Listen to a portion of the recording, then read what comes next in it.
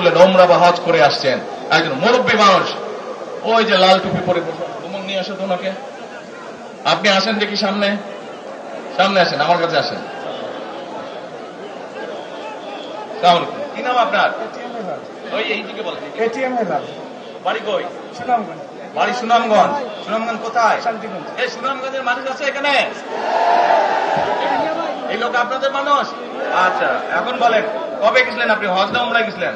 উমরাতে গেছি 16তে, হজে গেছি 17। উমরাতে গেছেন 16তে, হজে গেছেন 17। এখন আমাকে বলেন, আপনি তো উমরা হজ করে এসেছেন, যে মাইকের সামনে দাঁড়ান, আপনি কাবা শরীফে গেছেন, কাবা শরীফের মালিক কে? আল্লাহ। জোরে বলেন। আল্লাহ। কাবা শরীফের মালিক কে? আল্লাহ। আল্লাহ। আমরা মুসলমান সবাই এই দিন দুনিয়ার আমরা যে এই পৃথিবী দেখি, এই পৃথিবীর মালিক কে? আল্লাহ। এই সূর্য নক্ষত্র যা দেখি তার মালিক কে? আল্লাহ। বেহেশতের মালিক কে? আল্লাহ। দোজখের মালিক কে? আল্লাহ। আচ্ছা, দাঁড়ান, আপনি বসেন। আপনারা সকলেই সাক্ষী দিলেন দোজখের মালিক আল্লাহ, বেহেশতের মালিক আল্লাহ, এই পৃথিবীর মালিক আল্লাহ, কাবার মালিক আল্লাহ। আরে ভাই, যেটার মালিক আল্লাহ সেটা কি অন্য কেউ দেওয়ার ক্ষমতা রাখে? রাখে না। তাহলে কি দাঁড়ালো? নির্বাচনের আগেই একটি দল এই দিব ওই দিব বলছে, টিকিট দিব বলছে না? যেটার মালিক মানুষ না, সেইটার কথা যদি সে বলে, এক শিরকি করা হচ্ছে, হচ্ছে না?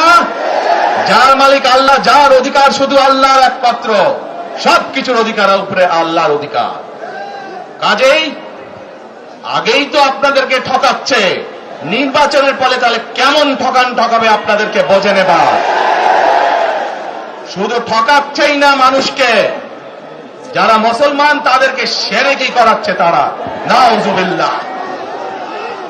প্রিয় ভাই বোনেরা, কেউ কেউ বলে অমুককে দেখেছে, তমুককে দেখেছে, এবার একে দেখেন। প্রিয় ভাই বোনেরা, 1971 সালের যুদ্ধ, যেই যুদ্ধে লক্ষ মানুষের প্রাণের বিনিময়ে দেশ স্বাধীন হয়েছে, আমাদের এই প্রিয় মাতৃভূমি, সেই মাতৃভূমিকে স্বাধীন করার সময় অনেকের ভূমিকা আমরা দেখেছি, যাদের ভূমিকার কারণে এই দেশের লক্ষ লক্ষ ভাইয়েরা শহীদ হয়েছে, এই দেশের লক্ষ লক্ষ মা বোনেরা তাদের সম্মানহানি হয়েছে।